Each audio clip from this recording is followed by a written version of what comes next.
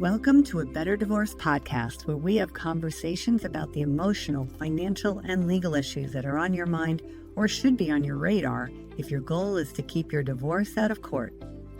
I'm collaborative divorce attorney and mediator Andrea Vacca, and I know that how you divorce matters to your long-term well-being. That's why it's my mission to help you have a better divorce with as little acrimony as possible, so that you can create the best life possible on the other side of your marriage. Hello, everyone. Welcome to a Better Divorce podcast. I have been interested in positive psychology since I took a one-year certificate program back in 2012. So from 2012 to 2013, I was studying positive psychology and achieved that certificate. And if you've never heard of positive psychology, it is the scientific study of happiness and well-being. Unlike traditional psychology, which is more focused on the causes and symptoms of mental illness and emotional disturbances, positive psychology emphasizes traits and thought patterns and behaviors and experiences that are very forward-looking. So, and can help you move forward and move the quality of a person's life forward on a day-to-day basis. So traditional psychology is a lot about the past and trying to figure out what happened and how to overcome things. And positive psychology is more about where do you want to go and what are the traits and behaviors to help you get there. So as I was studying this, I immediately realized how these principles that I'm going to share with you today could help me help my clients who are divorcing have a better outcome and navigate the process with more in a more positive way. So about 2 years ago or so, I decided I'd like to become a positive psychology coach and get my coaching certification in positive psychology. So I started taking classes, took a little break, and then this year had jumped, both feet back in, and continued my studies so that by the end of this year, and actually by the end of this month, I would have my certificate as a positive psychology coach. And I can happily report that I just took the last class of the last course, and I will be certified this month. So that was a great goal, and I'm really happy about that. So I thought, rather than having a guest on the podcast today, I would share some 5 key concepts that I believe can help anyone who's navigating the divorce process and to have that better divorce that we talk about here on a Better Divorce podcast. So the first one I want to talk about is that it's so important to embrace all your emotions that you're feeling right now or that you may be feeling in the future. Positive psychology is not about positive thinking. It's about acknowledging and embracing all and experiencing all the full range of emotions that come up. I call it divorcing while human, because we are going to feel sadness and hurt and angry and fear and resentment and all kinds of emotions and joy sometimes. You have to allow you to feel these emotions, whether they're positive or negative, without guilt, without judging yourself, without beating yourself up. It's just part of the process. So only by fully experiencing your emotions and processing them, those difficult emotions can be relieved. They say you have to feel something for about 90 seconds before, and then it can go away, but you have to let yourself feel it. So in order to let the more difficult emotions subside, that's when you can start feeling more joy and gratitude and peace in other areas of your life. So you have to have both. So my first tip is embrace all your emotions, and that will allow the first steps towards moving and moving forward and just healing. My second tip is to strive for what's called post-traumatic growth. Now, you're probably very familiar with post-traumatic stress, right? Post-traumatic stress syndrome, very well known. But post-traumatic growth is the opposite side of that coin. So this idea is that you can grow out of adversity, and that adversity can lead to personal growth. Nietzsche said, that which does not kill us makes us stronger. And that is what post-traumatic growth is all about. You need to believe, though, that you will be stronger after this very challenging time is over, and that you will be able to deal with all other challenges that come along, because this is not it. You're getting divorced. It's hard. There will be more hard times with your spouse, with your children, with your life. Life is hard sometimes. But believing that we can get through these challenges and overcome them is the first step to being able to do that. So you need to believe that you are going to be stronger after this is over. And there's a book called it's called What Doesn't Kill Us. It's the new psychology of post-traumatic growth. Highly recommend it. And there's a great analogy in that book about a broken vase, which reminds me a lot about people's lives and how divorce fits into that. So think about a vase, a beautiful vase sitting on your mantle, and it falls over and it breaks. Now, when it's going to be in many shattered pieces, not just two pieces, but many shattered pieces on the floor now. Well, when your marriage ends, it's completely normal to feel like your entire life is now shattered like that vase. But if you look at the different pieces on the floor and don't try to, you could try to put it all back together and make the vase again. It's probably not going to look very good, all kind of cracks and not going to fit together very well. But if you could take those pieces and look at the most beautiful ones and see what else you can create with it, maybe there's a new piece of art that you can create, a sculpture of some size, of some kind, some jewelry. Who knows what you can create with the pieces of the vase on the floor? That's what post-traumatic growth looks like. Now the marriage is over, but we have all those other beautiful pieces of your life on the floor or around you. What can you make of that? What does this new life look like with what remains? You have your kids, your friends, your work. These things are all still intact. Maybe you have new friends that have come into your life. Maybe you have your family, of course. So how can you put all of that back together and have the fulfilling and happy life that you wanted and that you didn't have during your marriage but can have afterwards? So by viewing divorce in this way, I believe and I see that it can become a catalyst for very positive transformation. The third concept of positive psychology that is very important, I want you to know about, is how important it is to cultivate resilience. So resilience is more about than just bouncing back. It's about thriving despite adversity, not just coming back to where you were, but maybe going beyond that. So how you talk to yourself during this time is so important.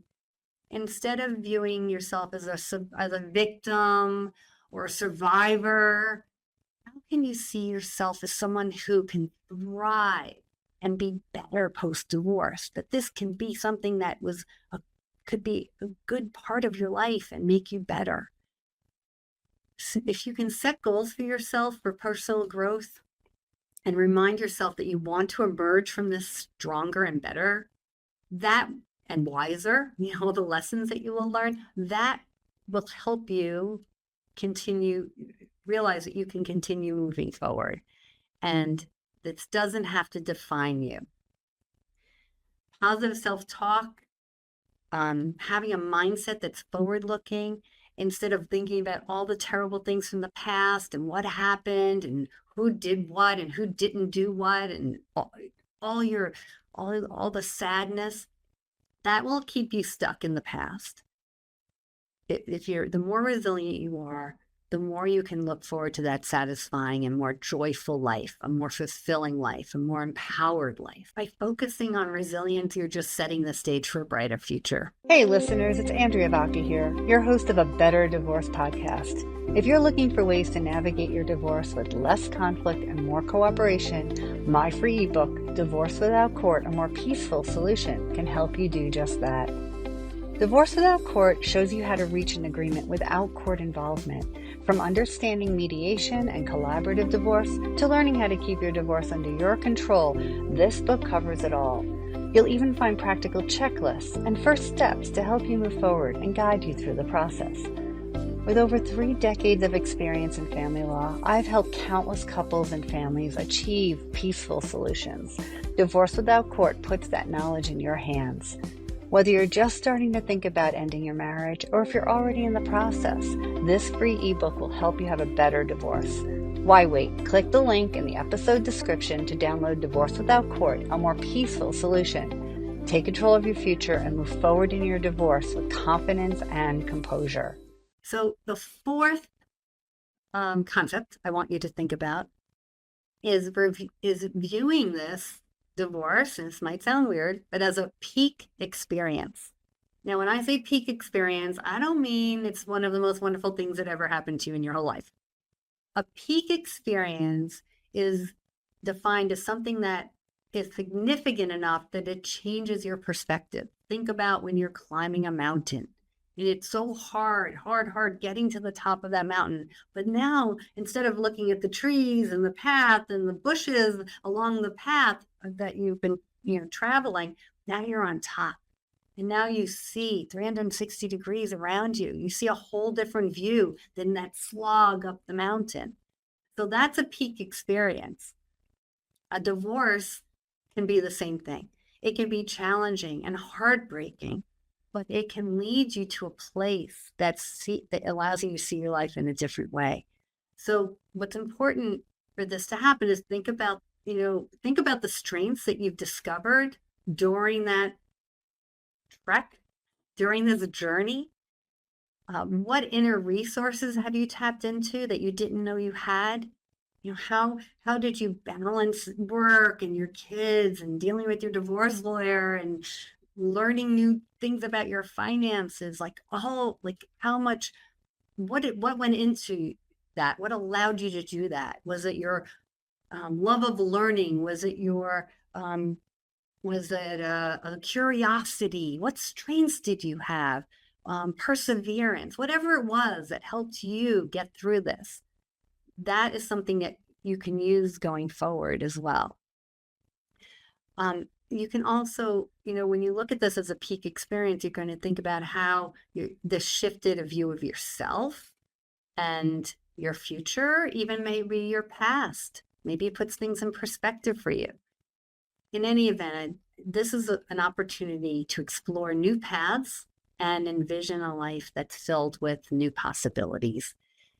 And this peak experience could help propel you more towards that growth and the new opportunities that could be ahead of you. The fifth concept, and probably the most important, where we'll spend the most time now, is talking about the importance of developing and adopting a growth mindset. So a growth mindset means constantly, continuously asking yourself, how can I become more empowered through this experience? I need you, and you need you, to believe in your ability to handle and learn hard things and learn from difficult situations. I want you to visualize your future and be forward-looking and forward-thinking. These are key components of a growth mindset. I want you to envision where you want to be after this divorce. Whether it's achieving financial independence, having a harmonious co-parenting relationship with your ex, or finding personal happiness, being able to do things that you love that you weren't able to do during your marriage, whatever, making sure your kids are going to be thriving as they move between your homes, whatever it is, whatever your goals are, those are what will drive you to acquire the knowledge and the skills during this time to achieve them. So your past, as I've mentioned before, doesn't have to dictate your future, doesn't have to dictate where you are now. The past is in the past, but a growth mindset opens up endless possibilities for what you can achieve. So where I see my clients being most helped by having a growth mindset during divorce is in two key areas. finances, and parenting. So in many marriages, financial responsibilities are often divided where one spouse handles most of the financial planning and organization and decision making around how to invest their money or where to save it. The other spouse is aware of what's happening, but has limited involvement. So if you find yourself, if you were coming from that limited involvement place, and now you find yourself suddenly needing to completely understand your investments, where the money is invested, what you owe, how to budget for a future life that you want, how taxes, what your tax implications are, a growth mindset will be your ally here. It's never too late to learn, and there are financial professionals in the divorce process that can sit by your side and explain everything to you. There are advisors already in your life that maybe you didn't have a close relationship with. Maybe your spouse really had the relationship with the accountant or the trust and estates attorney or whoever it may be, the financial advisor. But they work for you too, and you can ask them for information. So thinking about how you can get the information you need. It's very empowering to know that you can learn. And there are people there who are focused on trying to help you do that. So instead of the growth mindset says, instead of seeing all these financial decisions and information that you need as a daunting burden, you could view them as a place that you can learn and grow from. Because think about how that will serve you in the long run, not just in a better divorce outcome, but in the future. Like you need to be able to know how to do these things. You're going to be probably living without your spouse, and you're going to need to do this for yourself. And you can show your children that you can do this. When it comes to parenting, how I see a growth mindset helping my clients the most is, again, one parent during many marriages was a primary caregiver. Even if both are working full-time jobs, one parent is typically managing the day-to-day activities and the emotional needs of the children more than the other. So the other parent, while equally loving and responsible and engaged, might not have been as involved due to work commitments or just logistics or other reasons. There's no good or bad here. It's just the way families set themselves up. And then during a divorce, it's important to believe that both of you can grow into the role of being a primary parent, because many divorces these days, the children are with both parents equal amount of time, if not close to equal amounts of time. So if one parent was less involved before, it doesn't mean they can't become more involved and engaged now. You both have to believe that it's possible. Both parents have to have a mutual belief that both parents can be involved and do what needs to be done for the children. This will not only alleviate resentment about the past, like one didn't do a certain job, but now you're both going to be engaged. It's healthier for the children because they need strong relationships with both parents. They need to know that both parents will know when their doctor appointments are and who their friends are and who their teachers are, because they're living with both of you. So by keeping these principles in mind that I just focused on, that positive psychology is so helpful. I hope you can see that you can have a more positive outcome and a brighter future for your post-divorce. So we end every episode with a better divorce tip. So here's mine today. My better divorce tip is to journal about the life you want after your marriage is over.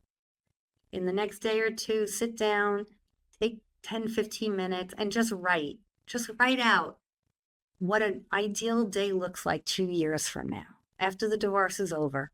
Where will you be living? What will you be doing? Who's around you? What's around you?